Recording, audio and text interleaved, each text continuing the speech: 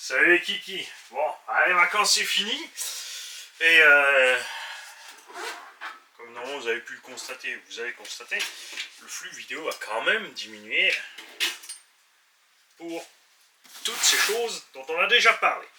On a reçu un colis de tonton Al et un colis de tonton Greg le Belge. Enfin pas un Greg le Belge. Je rappelle la chaîne YouTube RC Greg le Belge qui participe activement au Tombola, qui a révisé plein de véhicules. Il a centralisé un peu le matériel de plein de sortes de véhicules, FS, FTX, etc. Et il nous a construit plein de véhicules avec tout le matos qui est arrivé. Tonton Al, lui, c'est le spécialiste de la plaque plastique. Et c'est pas la première fois, il nous a déjà envoyé des plaques en plastique, en PVC, en ABS et de la tôle aussi, je crois. Et là, il a donc fait arriver soit du plexi, soit du Lexan. Tu nous diras ça, tonton Al. On a du 3 mm et 3 mm. Ouais, 3,5 à peu près. Ces grandes plaques, qu'est-ce qu'on peut tout en faire? Eh ben, tu peux en faire un tas de choses. Tu peux faire sur certains véhicules des supports pour des choses légères. Par exemple, n'importe quoi, hein, même si tu fais la compète, la puce de comptage, genre tu coupes un petit rectangle, tu le chauffes, tu le formes, tu perces, tu fixes. Tu peux faire des renforts de carreaux, c'est un peu lourd, mais voilà, c'est un carreau déglingo, mais tu aimes ta carreau parce que c'est ta peinture à toi ou elle se trouve plus. Tu peux utiliser ce genre de choses plus fin, je préconise, parce que là c'est un peu gros quand même. Tu peux faire une plaque complète qui se met sous le châssis pour protéger ton châssis. Si tu es un amoureux de ton châssis, tu peux faire ça. Ça pèse pas trop lourd. Genre, une fois que tu as découpé la taille d'un châssis, ça va super bien. Perso, je préconise pas une plaque entière, petit ski d'avant à arrière et un petit bout au centre suffit largement pour pas que le châssis aille frotter partout. Et t'as vu? Allez, vas-y, tu vas faire feu, je suis prêt. Ça va y aller. Donc merci tonton Al, c'est génial, parce que c'est avec ce genre de choses, par exemple, qu'on a préparé les bacs à batterie du Raminator. On fait 2 bacs en U pour monter dans le RAM, pour faire donc le Raminator en 36S. Je rappelle qu'on a une Vmax de 75 km/h avec une autonomie de 20-25 minutes. Tranquille, je sais. Ça fait que 2 minutes au Val d'Argent, t'as déjà gratté. Mais c'est comme les vrais. C'est une vis de direction sur le Raminator qui est... l'axe est en 8, mais le filetage en M5. Beaucoup trop faible. Alors ils ont fait une mise à jour en M8. Mais alors accroche-toi bien. Puisque l'axe est déjà en 8. Non, là on a une vis donc, qui est en 8 mm sans filetage. Et après tu as un filet de M5. Ce qui est très faible. Même sur un Losi 5T, sur la direction, il y a du 5 aussi, mais il fait quand même que 15 kg, là on en a 40 pour te dire. Donc la mise à jour, il te livre un forêt et un tarot. Donc tu dois repercer, tarot à 8 et il te file une vis 8 mm avec. Et 2 nouveaux leviers et 2 nouveaux roulements. Donc le tout pour 50 ou 70 $ plus frais de port. Donc on va se passer de tout ça, on va le faire directement. Si on trouve une vis bien sûr qui a du 8 mm non fileté et après du filetage de 8, on va prendre ça. Ça va être chaud, généralement tu trouves une taille au-dessus et un filetage en dessous. Alors à la limite on pourrait le faire en M7. Parce qu'en mécanique, le M7 c'est pas absolument une chose qui n'est pas... En RC c'est pas courant du tout. Mais en mécanique du M7, Peugeot, Renault, tout ça ils aiment bien. Ils aimaient bien. Maintenant, ça diminue un petit peu quand même. Ils sont plus restés sur les trucs pairs de plus en plus. Alors, Greg le Belge, il nous a envoyé un petit mot. Banzai, signé Greg. On a une cabine de pilotage Arma. Avec les têtes de pilote fixées avec pour ne pas les perdre. Et... là, il faut que je réfléchisse 2 secondes parce que mon Mojave, il y a des ceintures bleues. Ah ouais, c'est bien une cabine de Mojave. Je n'avais pas fait gaffe qu'il y avait des ceintures bleues. Donc on a l'intérieur d'un Mojavito. On a des stickers X-Max Monster Energy. On a de la housse Dusty. Taille, ça doit être du L ou du XL. Donc standard pour n'importe quel 1/8. On a les petits pneus avec des axes directement. Donc ça par exemple, ça pourrait se monter. Et là je vais te montrer un truc rigolo. Là, Greg, il y a un truc rigolo qui s'est passé dans le carton, tu vas voir. Ça pourrait se monter à l'arrière d'un Traxxas Bandit, tous les engins qui ont un axe comme ça. Je pense que ça va sur les petits jouets à e-boxing et compagnie avec les petites lithium-ion là. Ce genre de choses. On a une paire de trenchers avec un demi-offset.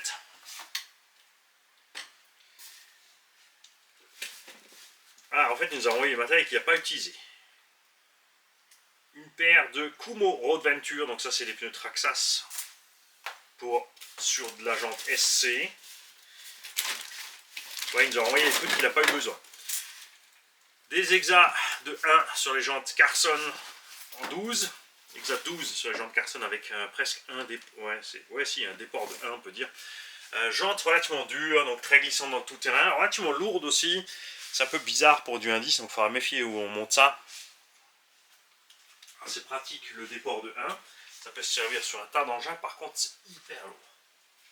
Mais je pense qu'on pourra transformer le KDM en stadium truck un peu avec ça, parce que là, sans pitié, tu les bouffes sur le boulon ces pneus là, parce que sinon ça va devenir vite un problème. On a deux petits moteurs 3652, un 4300 kV et un 2300 kV. 2300 ça peut être bien ça pour un petit engin, et un petit vario charbon, un VP, donc un 40 ampères pour crawler. Il a le mode crawler, c'est-à-dire frein automatique avec. C'est important sur ces petits varios, quand vous achetez ces petits varios, que ce soit du Hobbying ou les Rebadge ou autres, VP40, VP60, etc. Pour les moteurs à charbon, il faut faire gaffe parce qu'il y a des versions qui sont crawler et boat, tu vois, comme ici. Et il y en a qui sont justement avec marche avant-arrière, NIMH ou LiPo. Et celui-là, tu peux choisir batterie LiPo ou NIMH et mode crawler ou boat. En mode boat, ça veut dire, c'est l'erreur qu'a fait Funtech sur le STX, c'est qu'il n'y a pas de frein. En fait, tu repars en marche arrière. Mais là, tu as un petit cavalier pour le changer, pour te passer en crawler, c'est-à-dire en mode 100%. C'est-à-dire que ce vario, tu ne peux pas l'utiliser sur un véhicule normal, tout simplement. T'es coincé. Donc ça, c'est la version Dynamite aussi. Chez Dynamite, ils ont rajouté des pattes. Ça reste le même type de vario. Alors là, on ne sait pas lequel c'est. Le petit ETC3, c'est un 40 ampères aussi. Je pense, vu les dimensions, ça va pas être un 60. Ils ont pas la même taille. LiPo NIMH. Là, par contre, nous avons marche avant, arrière et marche avant, frein et arrière. On a frein et marche avant et frein sans marche arrière et crawl. Donc ça, c'est le petit vario qu'on va pouvoir utiliser dans le petit Crowbolt. La Crowbolt. Tu vois, en fait, ils ont mis un pneu en bouche. Et ils ont sorti le nom. Donc ça irait à merveille dedans. Bien sûr, il faut ajouter récepteur et moteur séparés. Message de la part de Larlo pour vous tous. Ils sont sur le coup. Donc ils renforcent les diffs du buggy.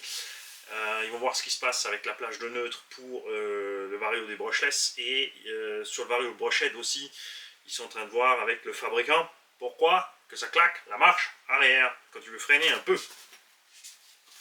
Ça leur plaît pas non plus cette histoire, n'empêche qu'ils n'ont pas remarqué au niveau des tests. Une radio de Ubao, donc c'est une E-Tronics. Je dois voir si tu as mis les récepteurs à part. Des bin plugs. On va voir où sont les récepteurs. Ils sont tombés au fond du carton si tu les as mis dans la trappe LiPo, mon petit Greg. Ouais, bingo. Donc une radio et deux radios complètes avec récepteur.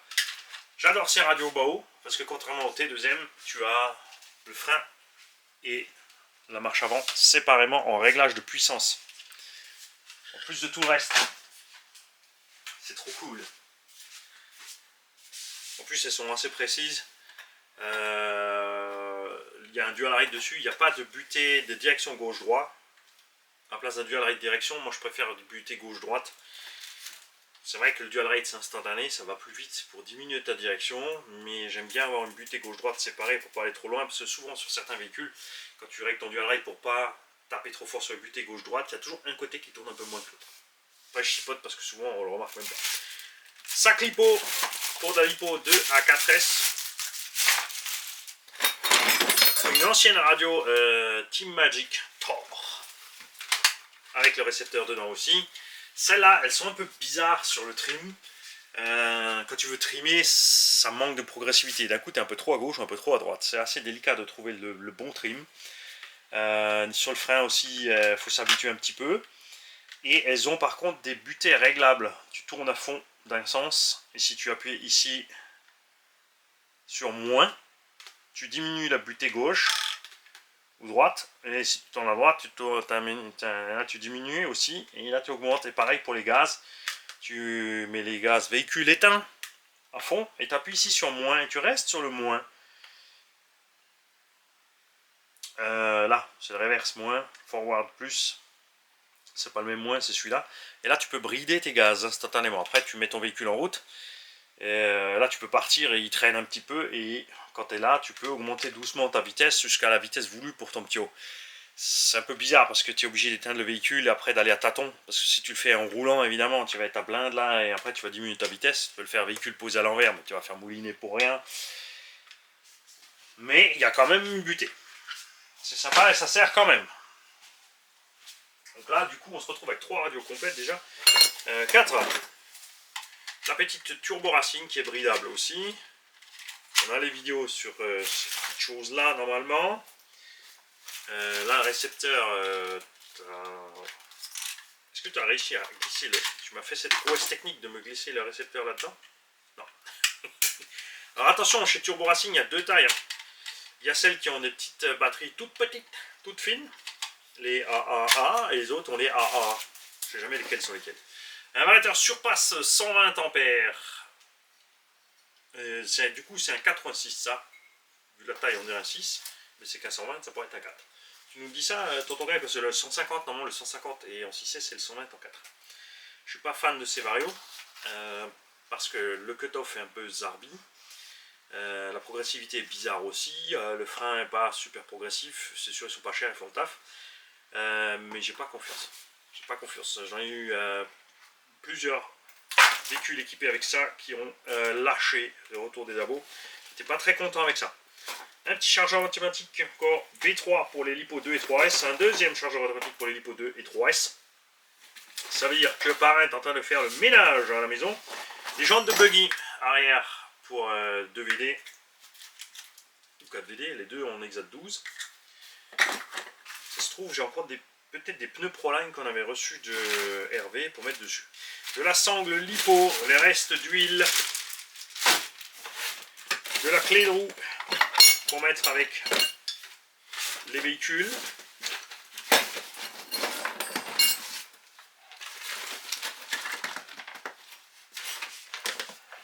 Et diverses petites choses. Tout ça, on va mettre de côté. Ventilomoteur diamètre 40 avec une clampe. Ça, c'est bien sûr chinois avec un sonde de température. Tu dois impérativement fixer ça au moteur pour qu'arrivé en température, ça puisse fonctionner. Si tu veux pas, il faut couper les câbles ici, sous des directs ici avec, pour que ça souffle tout le temps. Des petits lipo buzzers de la prise EC5 de la DIN, des adaptateurs EC5 Traxxas et diverses et variés câblages. Donc tout ceci va donc s'ajouter avec le matériel pour les tombolas. Ça tombe bien, j'ai ouvert cette caisse avant de vous faire une petite vidéo à propos des tombolas. Si quelqu'un a besoin d'un truc de UDR avec le petit shunt, s'il l'a perdu, au cas où on en a un là, grâce à tonton Chiles, on a des enveloppes, on peut mettre ça dedans pour vous l'envoyer entièrement et totalement gratuitement parce qu'il n'a pas envoyé seulement les enveloppes, on a un tonton qui a envoyé des enveloppes et des tontons qui a envoyé des timbres. Résultat, tu vois, ça part entièrement et total gratos. Ça, c'est pour monsieur Renaud Béguin qui a publié que l'RC Garage gagne 1000 € par mois et le mec il ose demander des dons. Là, t'as tiré à côté, je crois. Attention, dans la bonne humeur. Hein. Dans la bonne humeur, les mecs, Renaud et moi, on s'est pas pris la tête. Alors, vous prenez pas la tête non plus. Hein. Étendez-vous. Étendez-vous. Parce qu'il y en a qui étaient persuadés que la chaîne avait des sponsors et recevait tout le matériel gratos. Moi j'achète mes caisses. Si j'ai remis dans les boutiques, c'est parce que j'achète beaucoup. Hein. Ensuite j'ai des boutiques qui assurent. j'aide pas les boutiques qui m'envoient du matos pour que je les aide, ni et encore moins les marques. Hein, Coralie, souvenez-vous, a envoyé le Radix gratuitement.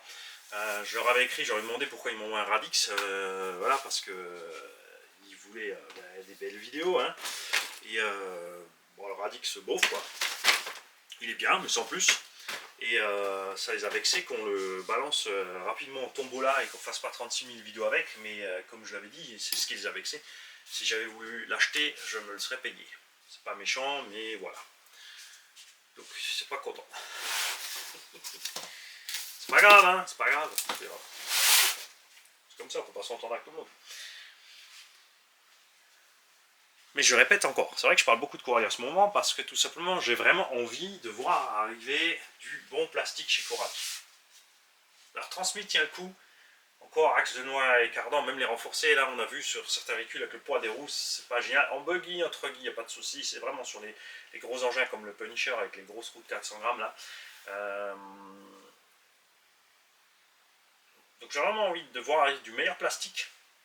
Et si en adjonction du meilleur plastique, il passe sur une qualité d'aluminium supérieure pour être, qui va permettre de démonter tout l'échafaudage inutile au milieu et d'économiser du poids sur la voiture, ça va être vraiment du sérieux.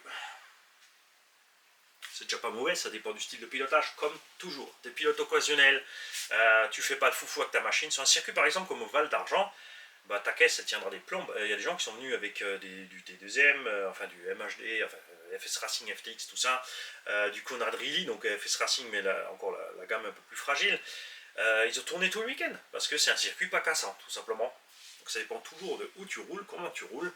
Et vous avez vu qu'on était à 25-30, ils étaient au milieu de la foule, ils ne se sont pas fait ratatiner la tronche non plus. Il y a quelqu'un qui était là, je crois deux qui étaient là avec un Coralie Chronos, qui se sont fait plaisir aussi évidemment. Ce qu'ils n'ont pas fait, c'est envoyer sur la grande rampe. Et les Conrad, les petits Ridley, machin, ils passaient aussi à côté des petites, parce qu'il faut juste savoir ce que tu as comme engin. C'est tout, il faut choisir. Ça s'arrête là. Merci, à part un Greg. Et là il va me dire, ouais mais couillon, c'est tout le matos que tu m'as envoyé qui reste en rab.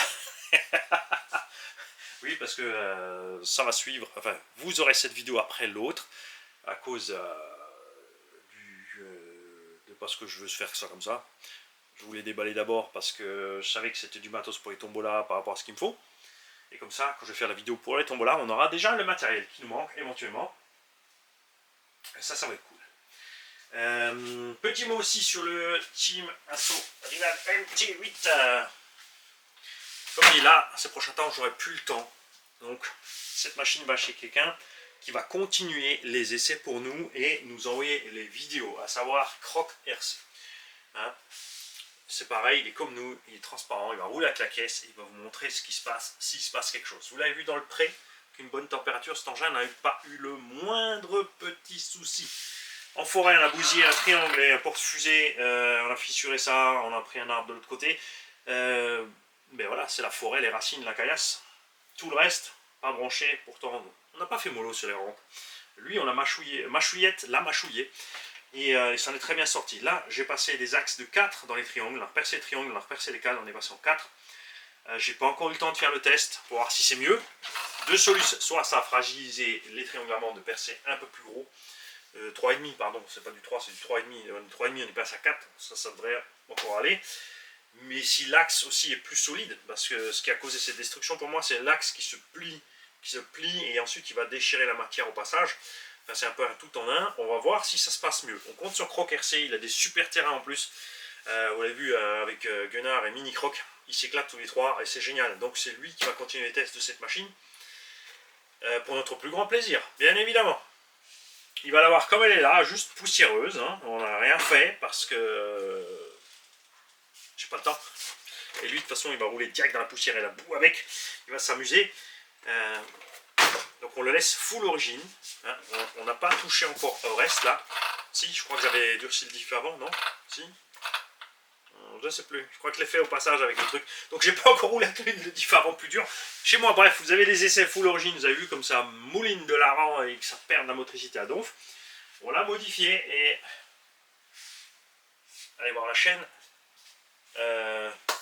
Je sais même pas si la chaîne c'est Croc-RC. Enfin bref, Croc-RC, on compte sur toi, bien sûr, en bas, dans les commentaires pour faire yo, c'est ici ma chaîne. Avec Gunnar aussi. Gunnar, que vous pouvez contacter quand il est dans les commentaires, profitez-en, cliquez dessus, il a aussi une chaîne. Profitez-en pour le contacter, il fait aussi des révisions, c'est RC Garage.